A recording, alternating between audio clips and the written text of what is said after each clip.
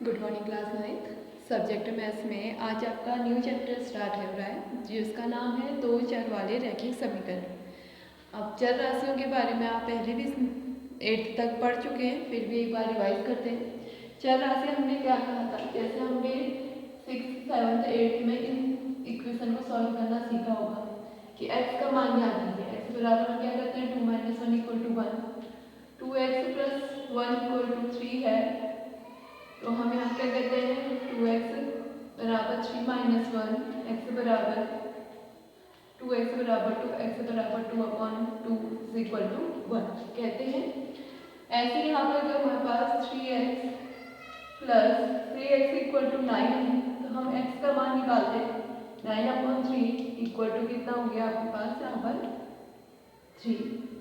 इस टाइप के इक्वेशन से आपने 8th तक सॉल्व करनी सीखी है। तो इसमें देखो क्या है आपका, अगर आप देखते हैं पहले इस इक्वेशन में x का मान कितना आ गया 1, इस वाली इक्वेशन में x का मान 1 आया, लेकिन इस वाली इक्वेशन से x का मान कितना आ गया आपका 3।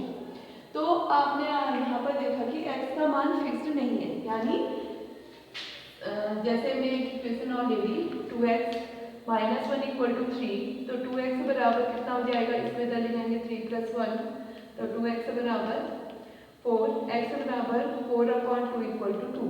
तो आपने देखा x का मान एक जगह 2 है, एक जगह 3 है और एक जगह 1 है, दो जगह पर 1 है। तो x का मान प्रत्येक समीकरण के लिए अलग अलग आ रहा है, तो ये x कहलाते हैं चर राशियाँ।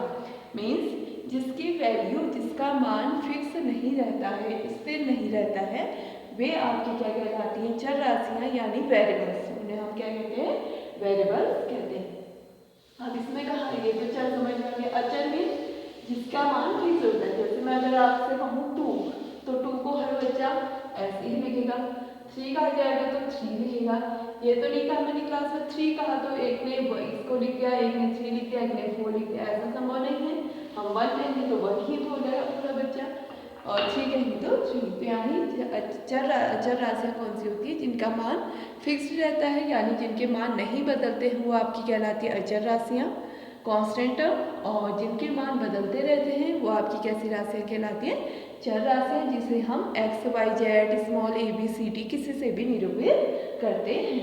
अब इसमें नाम के हिसाब से देखिए, दो चर, अभी तक आपने जो इक्वेशन सीखी होगी 8th में सॉल्व करनी, उसमें एक चर आपका सम्मिलित होगा, जैसे x या y या z होगा।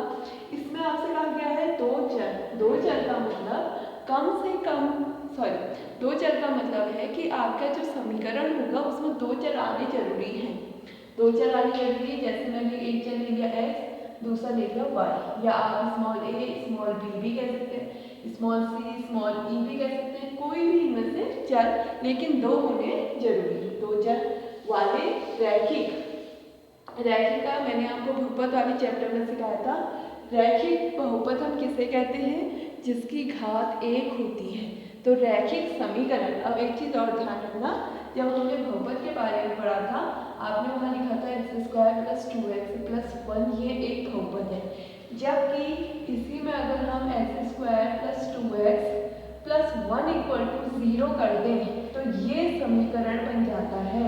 मीन्स यहाँ पर आपका इक्वल साइन अप्लाई हो जाएगा, वहाँ पर उसको हम समीकरण, ये एक प्रकार का बहुपद है जबकि ये एक समीकरण है। तो इसलिए बहुपद में इक्वल साइन नहीं आता है, समीकरण में आपका इक्वल साइन आएगा। इक्वल के बाद जरूरी नहीं 0 ही है, 1 2 3 कुछ भी हो सकता है अकॉर्डिंग टू क्वेश्चन।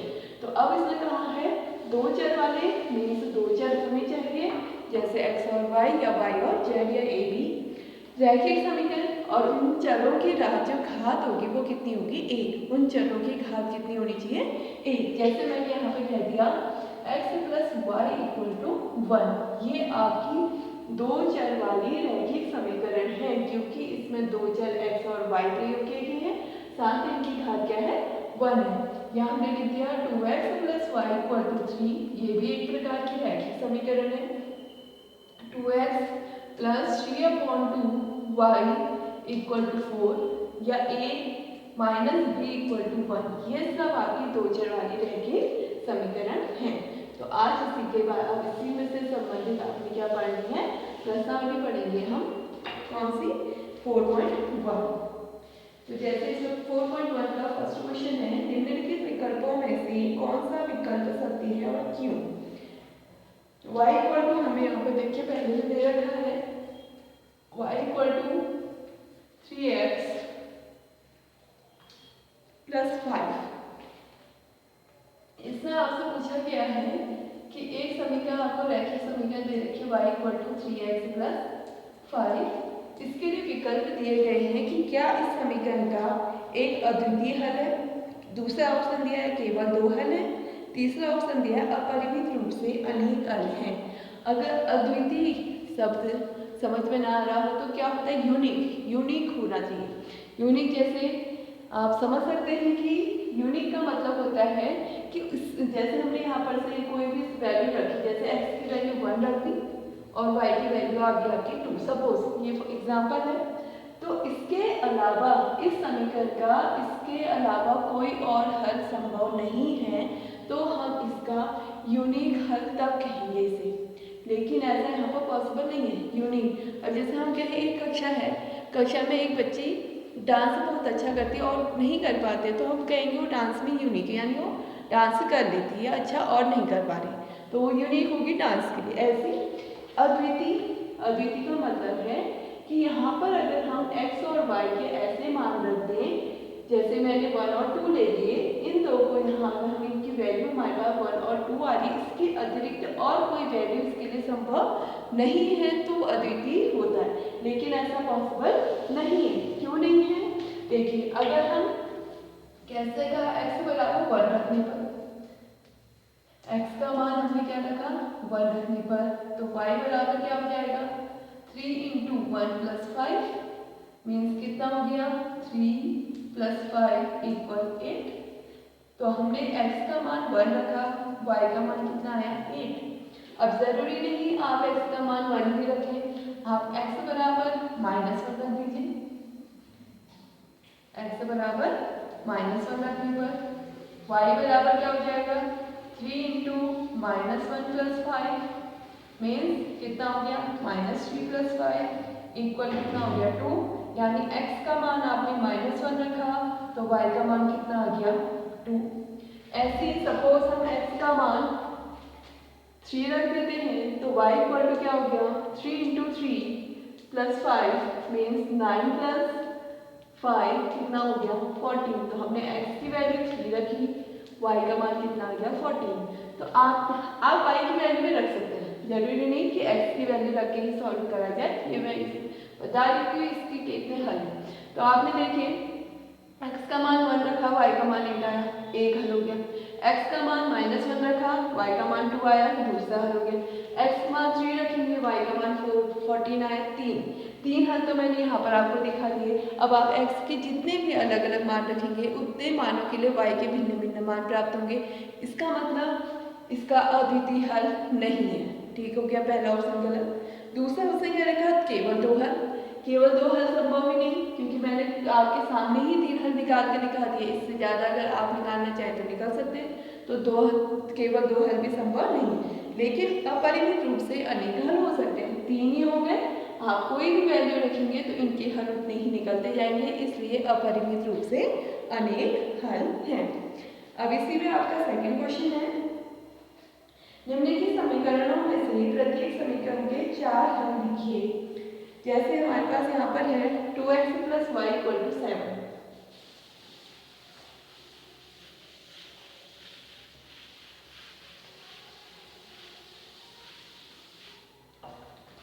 दूसरे का फर्स्ट क्वेश्चन है, समीकरण है y equal to 2x plus y equal to 7, 2x plus y equal to 7।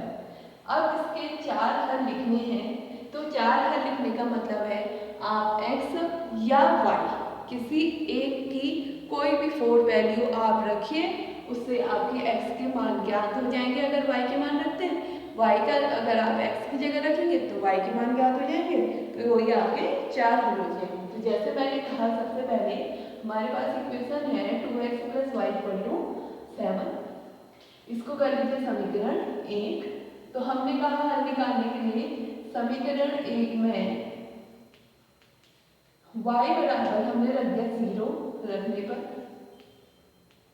0 रखने पर क्या बनेगा 2x plus 0 is equal to 7। तो 2x इक्वल टू 7, x का मान कितना हो गया 7/2 पहला हल। अब ऐसे हमने कहा समीकरण एक में y बराबर 1 रखने पर, कुछ भी रख सकते हैं, 2 डायरेक्ट 2 भी रख सकते हैं, 1 भी, 1 रखने पर तो यहाँ क्या बनेगा 2x plus 1 equal to 7 means 2x equal to 7 minus 1। तो अब आपका यहाँ पर हो जाएगा 2x इक्वल टू 6, तो x इक्वल टू कितना हो गया 6/2 यानी x इक्वल टू कितना हो गया आपका 3। तो ये आपकी वैल्यू हो गई। तो यहाँ पर आपके ये दो हल निकल गए। अब ऐसे ही आप y का मान कुछ और वैल्यू रख दीजिए, जैसे y बराबर समीकरण एक में y बराबर 2 रखने पर, y का मान कितना रख देंगे अब आप 2 रखने पर। अब क्या बन जाएगा आपका 2x plus 2 is equal to 7, पक्षांतरण करेंगे प्लस का साइन किसमें चेंज हो जाएगा माइनस में, तो 7 minus 2 means 2x equal to कितना हो जाएगा यहाँ पर 5। हमने x का मान निकालना है क्योंकि यहाँ पर x के साथ 2 इंटू में है तो किसमें जाएगा आगे जैसे जाके डिवाइड में चले जाएगा। तो अब आपका क्या बन जाएगा यहाँ पर x इक्वल टू 5/2। ऐसे हमने 4 हल निकाले थे, एक वैल्यू और रख लीजिए। समीकरण एक में y बराबर 3 रखने पर